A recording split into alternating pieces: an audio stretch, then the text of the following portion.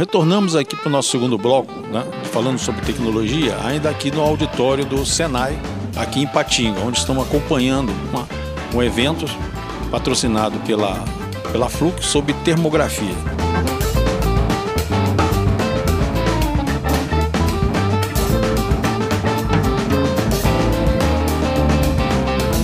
Está aqui conosco agora o engenheiro Eduardo Santos, que é gerente de vendas na área de termografia da Fluke, e que vai nos falar um pouquinho sobre a palestra que foi apresentada sobre esse tema, termografia, né? Eduardo, obrigado por participar aqui da nossa entrevista aqui. A primeira perguntinha que todo mundo quer saber, o que é exatamente essa termografia? Bom, obrigado pela oportunidade também.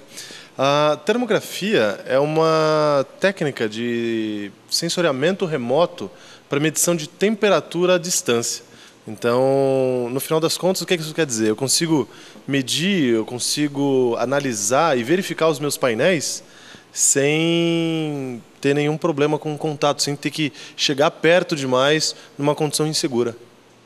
Agora, nessa área de termografia, em que área que ela se aplica, né? A gente já vimos alguma coisa sobre termografia, mas ela ficou mais ou menos alinhada à parte elétrica, né? Mas agora, em que áreas essa termografia é utilizada? Existe alguma área específica ou ela já está se espalhando em áreas diferentes? Hoje é bastante interessante. Na verdade, qualquer lugar que você tenha que a diferença de temperatura te dê algum resultado de se está bom ou se está ruim, você pode usar a termografia. Então, hoje se usa muito termografia na área elétrica, principalmente. Se usa muito na área mecânica, com verificações de sobreaquecimento em motores, mancais, rolamentos. Se usa bastante também na área civil, para você conseguir detectar infiltrações, mofos, esse tipo de coisa nas salas. E usa-se também bastante, existem várias pesquisas, inclusive até aqui em Minas Gerais, de área médica, de pontos de aquecimento, na verdade, buscar pontos de lesão ou uma possível lesão em perna do jogador de futebol e por aí vai. O que nós percebemos quando você falou aí em relação, por exemplo, ao uso na área médica, né? Nós percebemos que, na verdade, o equipamento é único, né? Quer dizer, existe o aparelho é único. Então, nós percebemos então que pode ser então essa relação de você em áreas diferentes está associado aqui às imagens originais que você falou, por exemplo, ali durante a palestra, que o bom é você ter uma referência, quer dizer, uma imagem inicial daquilo que está certinho, para a partir dela você poder fazer todas as análises. É isso aí mais ou menos? Correto, exatamente. Como eu falei, desde que uma diferença de temperatura te dê uma resposta de se está bom ou se está ruim, a termografia pode ser usada tranquilamente. Agora, as empresas estão utilizando, né? Qual o retorno que elas têm na utilização, ou seja, até no investimento da compra de equipamento dele? Porque nós vemos que o equipamento desse não é tão barato, né? O equipamento que usa uma tecnologia muito sofisticada, ele tem um custo um pouco mais alto. Que retorno elas têm quando elas passam a utilizar isso aí? Bom, retornos são diversos. Sempre quando você faz algum tipo de manutenção preditiva, que você evita paradas e problemas nos seus equipamentos por uma falta de manutenção ou uma falta de previsão de manutenção, então aí você já consegue ter uma ideia muito boa do retorno.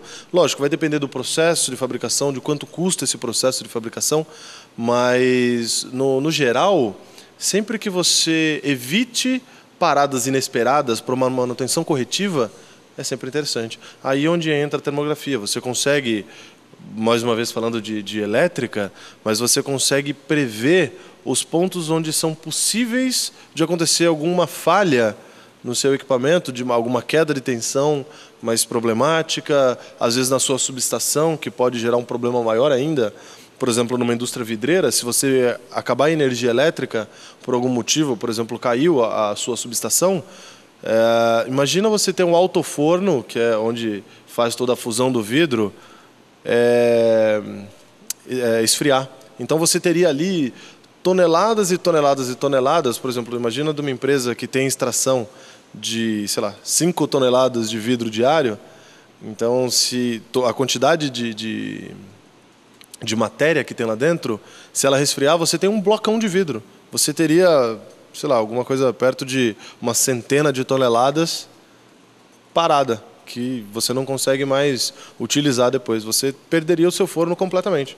Então, fazer uma inspeção para você evitar esse tipo de problemas, ele se paga com muita rapidez. Bom, então o retorno, tanto tecnicamente como financeiro, é quase que garantido você utilizar uma termografia para análise. Sem dúvida, sem dúvida. Inclusive, as empresas as seguradoras, elas estão exigindo de várias das empresas que façam inspeções termográficas com certa frequência, justamente para evitar incêndios. Que todo mundo sabe que incêndio numa fábrica, numa planta também é um caso muito sério, que tem que ser tratado com muito respeito.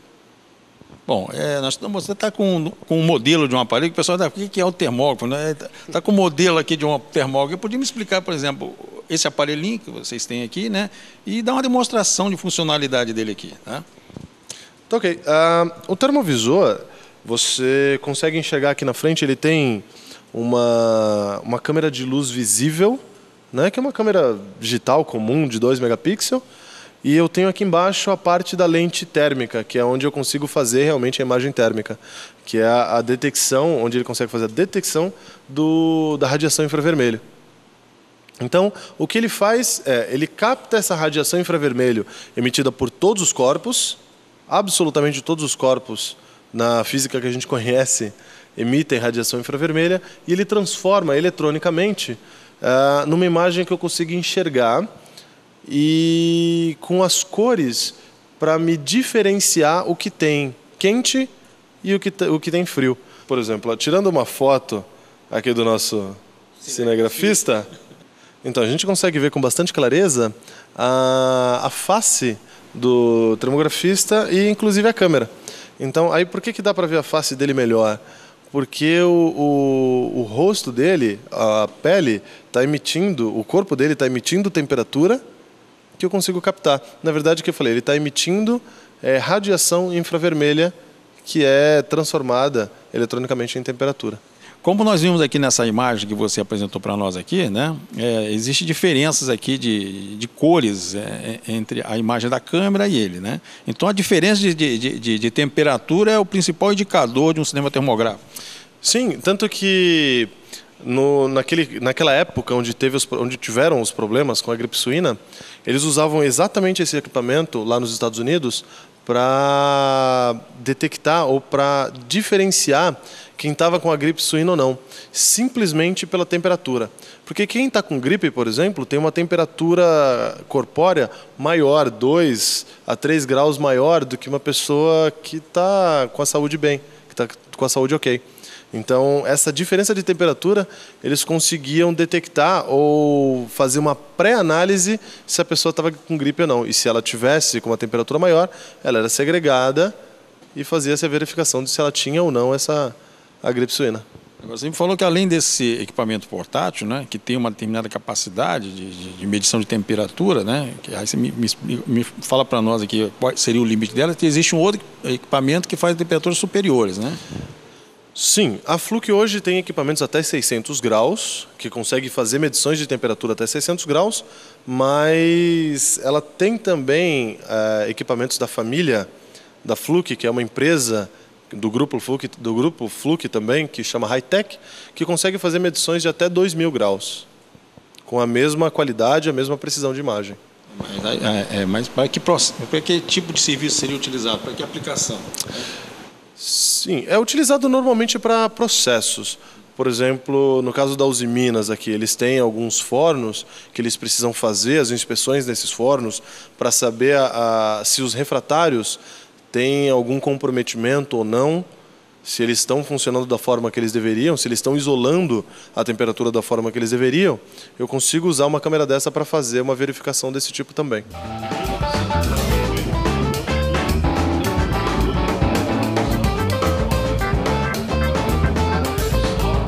Bom, Eduardo, durante a palestra você falou muito de robustez, né? Aí quando você foi apresentar, principalmente, falar sobre os produtos da Fluke, são robustos, né? O que para a Fluke é robustez? Para a Fluke, a robustez, ele trabalhar num ambiente muito severo, como os ambientes industriais, do modo geral, sem dar problema, sem quebrar, sem ter a necessidade de se fazer calibrações consequentes o tempo todo.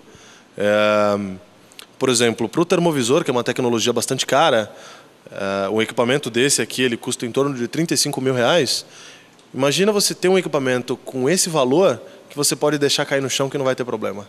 Que você pode deixar cair no chão que ele não vai quebrar. Que você vai ter a certeza de que você vai pegar esse equipamento do chão e continuar fazendo os seus trabalhos. E isso acontece com muita frequência. Às vezes eu vou entregar um equipamento para um colega, eu não seguro, o colega não segura e o equipamento vai para o chão.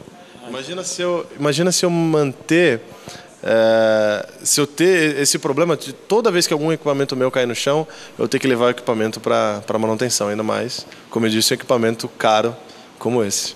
Então eu vou pedir ele para fazer um teste para a gente aqui. Vamos ver se esse negócio é resistente mesmo. Mostra o pessoal que está funcionando. Está funcionando. Tá? Aqui está funcionando perfeito. Agora que nós vamos quebrar o equipamento da Flor. Tá? Duvido, hein? Vamos ver aí. Deixa eu ver esse troço aí. Ih, rapaz, jogou mesmo. Rapaz, jogou mesmo. Se quebrou, ele está lascado, hein? Deixa eu ver aqui. Eu consigo. Ih, gente, não é que funcionou mesmo? Não. Daí, 1979, atingiu 100 milhões. Aí, dois pontos interessantes que tem nessa história mundial foi uma aliança com a Philips. E que é uma tecnologia muito interessante. Aplicações diferentes, o pessoal associa sempre a um tópico só, mas dá para usar em outras, né? Eduardo, queremos agradecer a sua participação aqui nesse bloco conosco, né? E convidá-lo, né, a explicar um pouquinho mais essa tecnologia que eu achei muito interessante, a aplicação dela, pela diversidade de aplicação de áreas dela, né? Muito obrigado, né? E esperamos vê-lo em outras entrevistas conosco aqui. Bom, gente, nós vamos agora para o nosso terceiro bloco, tá? E daqui a pouco a gente volta novamente aqui no auditório do Senai, aqui em Ipatinga.